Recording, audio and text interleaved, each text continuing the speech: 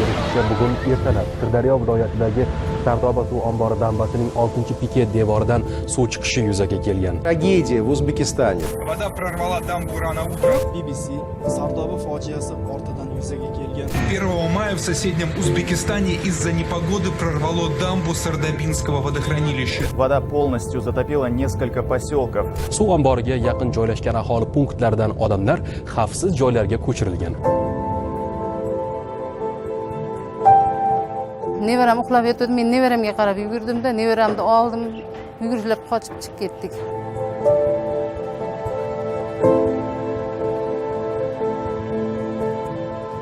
Vaziyat juda achinarli edi. Suv toshqini уже boshlanib, odamlar har tomonga qochib, sarosimaga tushgan edi.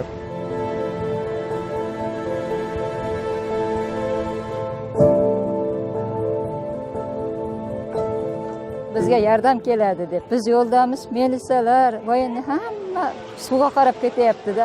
Ketgancha duo qilib ketdim. Bular ham sog' salomat qaytsin. Biz ketyapmiz, bular suvga qarab boryapti. Jonini xatarga qo'yibdi. Nogironligi bo'lgan farzandi uyda qolib ketganligi, pana joyga kirib qolganligidan uni biz qidirib topib olib chiqqanimizda uni ta'riflash tildan ojiz edi.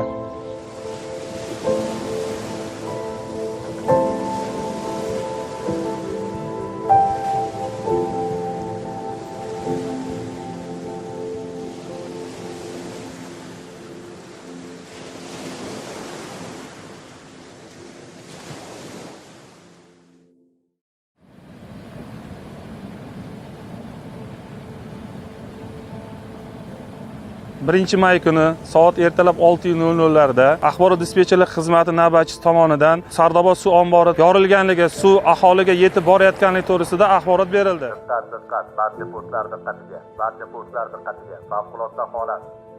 Ertalab soat 6 deydi. Saharlik qilib uxlamasa eshiginglarni yig'ishtirib, uni o'qibsam jimjit edi hamma yo'qda. Ko'chalarda supurdik ham hech kim yo'q.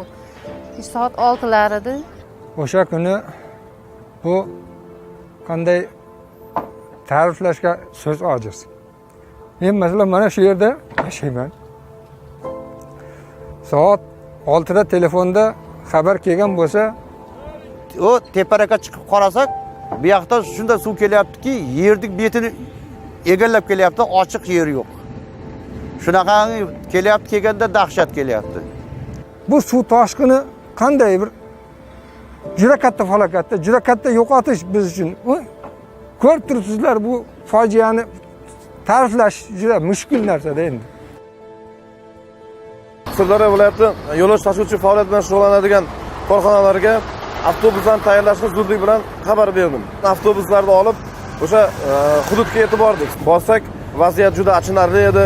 Suv toshqini уже boshlanib, odamlar har tomonga qochib, sarosimaga tushgan edi. O'sha paytda biz birinchi navbatda yosh bolalar, ayollarni va yosh kattalar xavfsiz hududlarga, boshqa tumanlarga evakuatsiya qilib olib chiqib ketdik.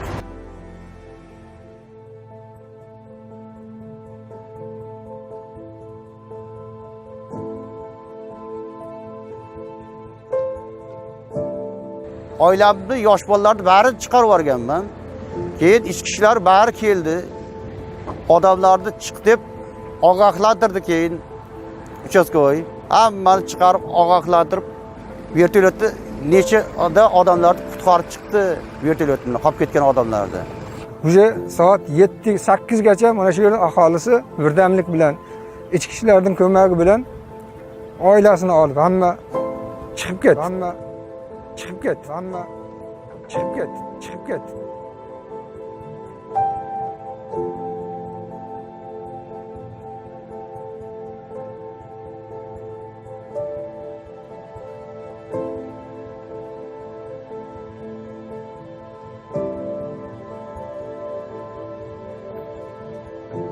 Bizni aholi yashash punkti Sardoba suv ombori uchida yaqinligini inobatga olib, Navbahor mahallasida yashovchi fuqarolarni zudlik bilan evakuatsiya qilishni topshirig'ini berdim. Bunga sabab Navbahor mahallasi dambadan 22 metr chuqurlikda joylashganligi, aholi yashash punktida jabrlanuvchilar soni ko'payib ketishini oldini olish maqsadida o'zim zudlik bilan xizmat mashinamni olib, to'g'ri shu joyga yo'l oldim.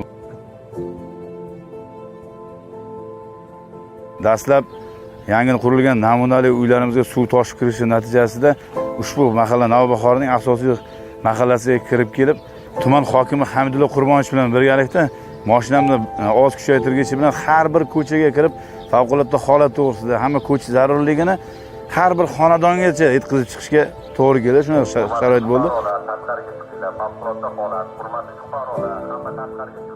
Agar bizda o'sha ovozli mashina bo'lmaganda ko'p odam eshitmasdi.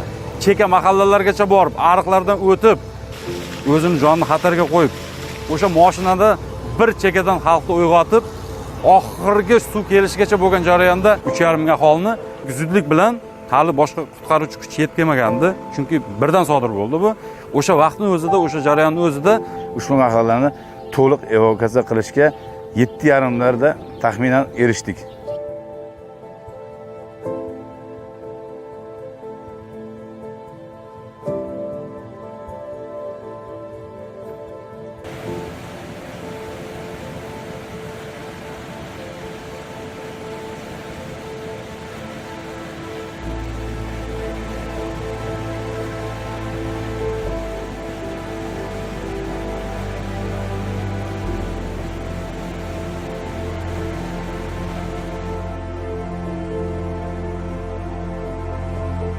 Bir qattiq baqirib yubordi. Kechimdan o'zim qo'rqib ketdim-da, men nevaramga qarab yugurdim-da, nevaramni oldim. Dadasi ham uxlab yotdi. Uni ham uyg'otdik. Keyin oldik-da yugurib, ko'chaga yugurib, yana ishamasa yugurdim nevaramga. Chiqsam ko'cha to'la odam ekan. Shundan keyin hech narsaga qaramadik-da. Nevaramni ikkita ishtonchasini oldim, shu bilan yugurib qochib chiqib ketdik.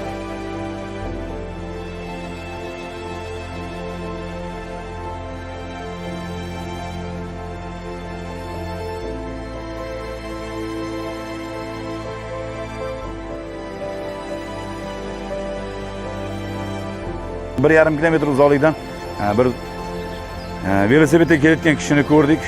Qolib ketgan ekan, uni kutdik-da, kelgan vaqtda uning qo'lida 5 yashar taxminan farzand bor edi. Kimni farzandi deganimizda, naryoqda ota-onasi berib yubordi, farzandimiz tirik qolsinchimiz deb o'zlari qolib ketishdi degan gapni aytdi. Oxirida qolib ketgan shu er-xotin yugurib kelyapti. O'zimiz ham ko'rib qo'rqib ketdik. Chunki suv bir tomondan toshib kelayotdi. O'sha yerda mashinani o'zim ham ko'rdim, qo'rqib ketdim. O'zimning xizmat mashinamda shu suv oqayotgan bo'lishiga qaramasdan sherigim Sholmonqulov Po'lat bilan birga suvga kirib, ichkaridan o'sha turmush o'rtog'i bilan kelayotgan erkakni harakatini ko'rgandan so'ng borib ayol bilan erkakni mashinaga o'tirg'izib, bartaraf joyga o'tkazishga biz muvaffaq bo'ldik-da. Biz chiqib ketish yo'lda boya aytganimizdek katta zuvur, katta suv o'tayotdi. Bizning orqamizdan shu ko'prikni qisman qulab tushganning holatlarini guvohini. Ikki kishining taqdiri ham juda katta bir narsa-da bu. Inson taqdiri bu yerda kuzatilyapti. Men aytayapman-ku, yana bir qaytaraman, bu albatta juda ham katta bir qahramonlik deb bilaman. Men katta rahmatlar aytaman.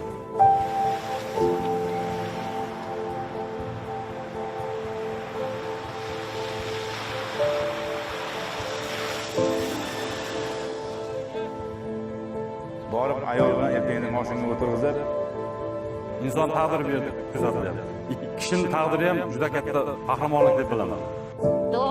Keyin yuray desam yura olmayman. Ana tovushni eshitib turing. Umuman yura olmayman. Ha, tepalikka qochaveringlar desa biz dalaga qarab dalaga emas, shu Jizzax tomonga qarab yuringlar, tepaga chiqinglar yo'lga deb. Hamma sarosimada edi. Dala tomonga, pastlik tomonga qarab qochayotgan ekan, ularni ham janubiy tomonga qarab yurishni yo'naltirganimizdan keyin o'sha fuqarolarimiz hammasini betalofat evakuatsiya qildik. Qanaqadir bir kinoda edi-da. Bu narsani hozir bir tasavvur qilish qiyin uni.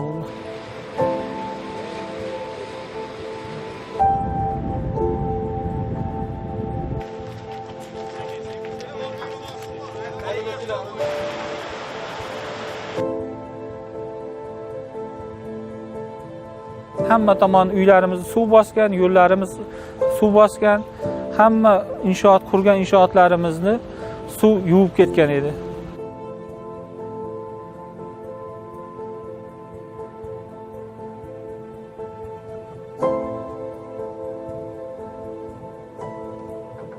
Qaytib kelgan joyimizda bir narsani shohi bo'lib, guvohi bo'lib qoldik.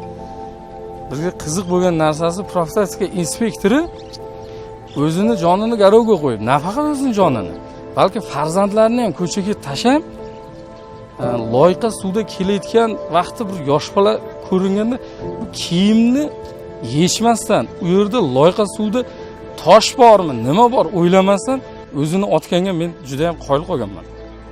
Oltilarda o'sha dambanidan urilgan suvdan shu kanal yoqasiga kelib qolgan shu ikkita qizcha oqib ketayotgan vaqtda shu ikkita qizchani qutqarib qolishga muvaffaq bo'ldim. Oxirgi soniyalarda ham shu Otabek ko'zidan yosh chiqib, shu mahallada shuni tinch, osuda hayotimiz bor edi, qanaqa chiroyli qishlog'imiz bor deb yig'laganlarning sohibi bo'ldik. Mahallaga kirib sug'urib olib chiqdi odamlarni, qolib ketganlarni. Hattoki velosipedlarda kelayotganlarni velosipeddan tushirib, mashinaga mingizib, hattoki mahallaning to'rigacha kirib, birma-bir xonalarga kirib, nogironlar yo'qmikin deb hammasini kirib, borlarni o'zlari ko'tarib olib chiqishdilar. Evakuatsiya jarayoni amalga oshayotgan vaqtimizda Yo'ldosh Oxunboboyev mahallasida voyaga yetmagan taxminan 7-6 yoshlardagi qiz nogironligi mavjud bo'lgan qizcha uyda qolib ketganligini aytganda biz sherigim birgalikda zudlik bilan uni uyiga borgan vaqtimizda nogironligi bo'lgan farzandi uyda haqiqatan qolib ketganligi, borgan vaqtimizda ushbu nogironligi bor qiz uyda bo'lgan ekan, eshikning orqasida pana joyga kirib qolganligidan uni biz qidirib topib olib chiqqanimizda uni ta'riflash tilimdan ojiz edi.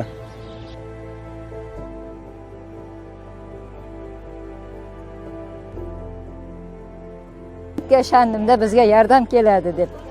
Kamazlar, avtobuslar kelib hammani olib ketyapti. Biz yo'ldamiz, militsiyalar, voyinni hamma suvga qarab ketyapti-da. Ketgancha duo qilib ketdim. Bular ham sog'-salomat qaytsin. Biz ketyapmiz, bular suvga qarab boryapti. Jonini xatarga qo'yib deb ketyapti-da suvga qarab. Suv toshib kelayotgan tarafga qarab. Ketyapti suvga qarab. Suv toshib kelayotgan tarafga qarab. Suv toshib kelayotgan tarafga qarab.